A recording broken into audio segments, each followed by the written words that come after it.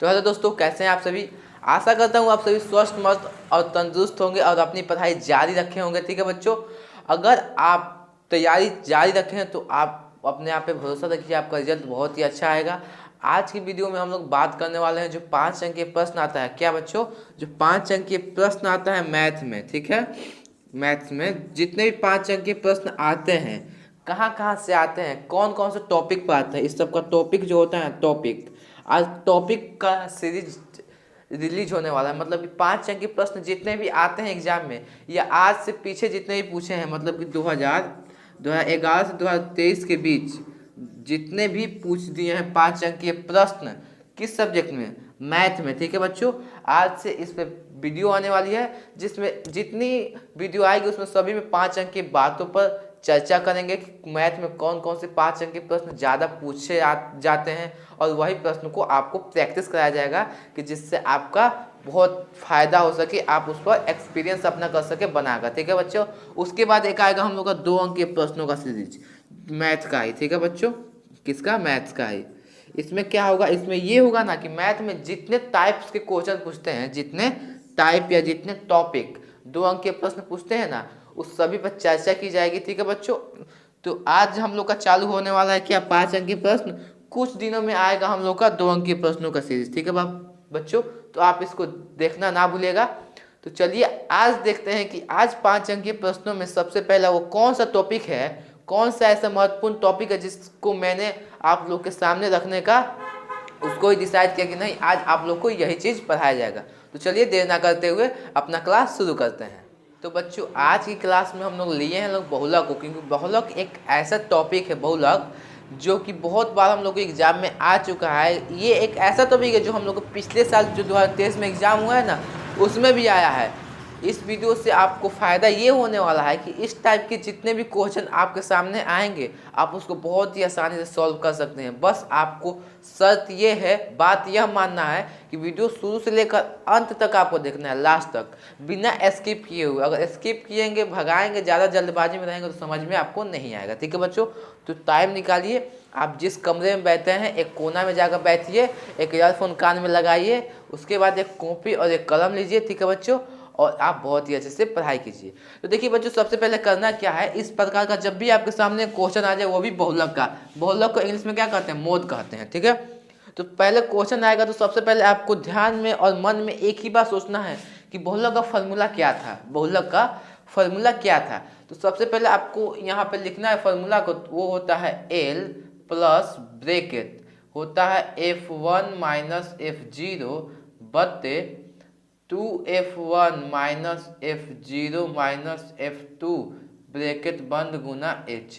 ये होता है हम लोग का क्या बच्चों, फॉर्मूला। अब आप देखेंगे कि फॉर्मूला में क्या क्या है, पहला L है, फिर H है, फिर F1 है, फिर F0 है, फिर F2 है। ठीक है बच्चों, इस सब के अलावा इस फॉर्मूला में आपको कुछ भी देखने को नहीं मिलेगा।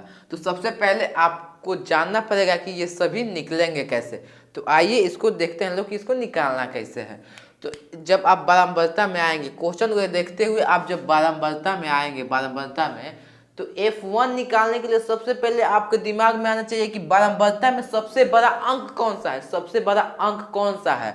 तो देखिए इसमें सबसे बड़ा अंक कौन सा है, तो सबसे बड़ा अंक कौन सा है, 16 है। जब सबसे बड़ा अंक मिल जाएगा तो उसका नाम हमको क्या देना है, F1 देना है। ठीक है, जब F1 मिल जाएगा तो एक के बाद क्या आता है, आपको गिनती पढ़ना, एक के बाद 2 आता है, 2 आता है ना, तो जो भी अंक उसके नीचे होगा, जो भी अंक F1 के नीचे होगा उसको आपको F2 मान लेना है। अब आप ही बतलाइए कि F1 के पहले, मतलब एक के पहले क्या आता है, F के पहले 0 आता है, मतलब F1 के पहले, एक के पहले क्या आता है, 1 के पहले 0 ना आता है, तो कोई भी अंक होगा F1 के ऊपर उसको F0 मान लेना है। तो देखिए पहले F1 सबसे बड़ा अंक, जो बड़ा अंक रहेगा उसको क्या मानना है, F1 मानना है, और कोई भी अंक उसके जस्ट नीचे होगा, उसके जस्ट नीचे कोई भी अंक होगा उसको F2 मान लेना है, और जस्ट उसके ऊपर कोई भी अंक होगा उसको F0 मान लेना है। ठीक है बच्चों, ये सभी चीज़ें आपको मिल जाएगी। उसके बाद क्या करना है आपको, L निकालने के लिए फिर बारंबारता के सामने वाली जो लाइन है जिसको नाम है वर्ग चिन्ह,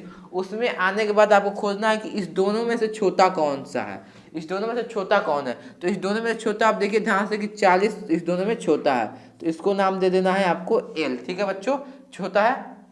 उसके बाद यहाँ से एल मिल जाएगा तो आपको खोजना पड़ेगा एच। तो एच निकालने के लिए क्या कीजिएगा, जो बड़ा संख्या है उसमें छोटा संख्या को घटा देना है। जैसे 100 में से आप 80 को घटाएंगे तो कितना आएगा, 20 आएगा। 80 में से 7 को घटाएंगे तो कितना आएगा, 20 आएगा। और 7 में से 40 को जब घटाएंगे तो 20 आएगा, और 40 में से जब 20 को घटाएंगे तो 20 आएगा। मतलब कि हमको ये समझ में आया कि जो हम लोग का एच है ना, वो डिस्टेंस बतला रहा है, कितने का बीच में डिस्टेंस है। तो कितना का डिस्टेंस है, 20 का है, तो इसको हम लोग एच मान लेंगे लोग। अब इस सभी चीज़ों को हम लोग यहाँ पे बहुत अच्छे से लिख देते हैं। तो देखिए एल हम लोग का कितना है, एल है 40, एच है 20, F1 16 है, F0 6 है, और F2 कितना है, 12 है। अब इस सभी चीज़ों को हमको फार्मूला पे अप्लाई करके बस सॉल्व कर देना है। ठीक है बच्चों, तो आइए इसको फार्मूला पे अप्लाई करते हैं। एल कितना है, तो एल 40 है, प्लस F1 कितना है, F1 16 है, माइनस F0 कितना है, 6 है, बत्ता फिर गुने F1 16 माइनस 6 माइनस का 12। इसका सबका मान बहुत ही अच्छे से आप रख सकते हैं। रखने के बाद यहाँ आपको क्या लिख देना है, 40 प्लस घटाएंगे तो कितना आएगा, 10। अब इस दोनों में गुना करेंगे तो 16 दूनी 32। ठीक है, अब देखिए माइनस माइनस प्लस होता है, जब दोनों को जोड़ेंगे तो 18 आएगा, लेकिन जो साइन बड़ा रहता है उसका चिन्ह लगता है माइनस का, लगा दिए। ठीक है बच्चों, जुटेगा लेकिन चिन्ह बड़े अंक का लगेगा, तो हमने माइनस लगा दिया। फिर ब्रैकेट बंद करके फिर गुने के साथ यहाँ लिखेंगे 20। उसके बाद यहाँ क्या करेंगे, यहाँ लिखेंगे 40, फिर प्लस, फिर इसको 10 को 10 लिख देंगे। उसके बाद 32 में से हम लोग किसको घटाएंगे लोग, 18 को। तो जब 32 में से 18 को घटाएंगे लोग तो कितना आएगा, घटाइए। 12 में से 8 गया तो कितना बचा, 4 बचा। 2 में से 1 गया तो 1 बचा। ठीक है बच्चों, अब यहाँ गुना 20। अब इसको आप अच्छे से लिख दीजिएगा।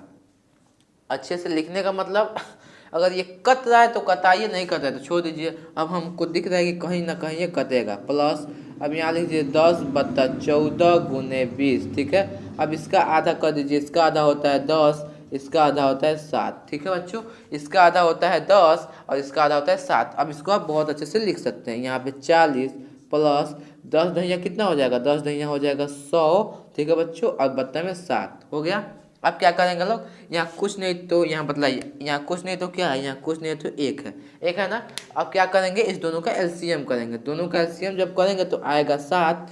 तो एक के पहाड़ में 7 कितने बार में आता है, 7 बार में आता है। तो इसमें करेंगे 7 से गुना, तो 7 चौका 28, और इस जीरो को यहाँ पे लिख देंगे 0। उसके बाद इस प्लस को लिख देंगे प्लस। ठीक है बच्चों, उसके बाद देखेंगे कि 7 के पहाड़ा में 7 कितने बार में आता है। तो 7 के पहाड़े में आप सभी जानते हैं कि 7 एक बार में ही आता है। तो हम इसमें जब 1 से गुना करेंगे तो यहाँ हो जाएगा 100। ठीक है बच्चों, फिर क्या करेंगे, इस दोनों को जोड़ देंगे। जोड़ेंगे तो कितना आएगा बच्चों, जोड़ने पर हम लोग का आएगा 380 बत्ता 7। आप आंसर को बत्ते में भी छोड़ सकते हैं, या फिर इसको आप यहाँ से भाग देकर दशमलव में भी कटा सकते हैं।